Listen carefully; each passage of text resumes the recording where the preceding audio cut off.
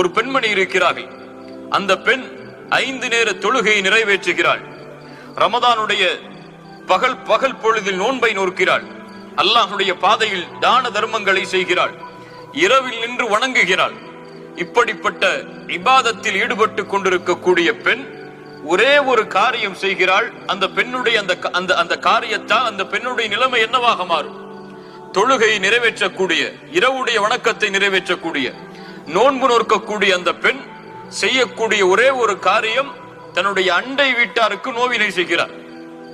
ரசூலுல்லாஹி ஸல்லல்லாஹு அலைஹி வஸல்லம் சொன்னார்கள், அந்த பெண் இரவு நேர தொழுகையை தொழுதாலும் நோன்பை வைத்தாலும் என்ன காரியத்தை செய்து கொண்டிருந்தாலும் அண்டை வீட்டாருக்கு நோவினை செய்யும் காரணத்தால் சொன்னார்கள், லா கைர ஃபீஹா, அந்த பெண்ணிடத்தில் எந்த நன்மையும் கிடையாது, அந்த பெண் நரகத்தை சார்ந்தவள் என்று சுப்ஹானல்லாஹ் கேட்கிறார். அல்லாஹ்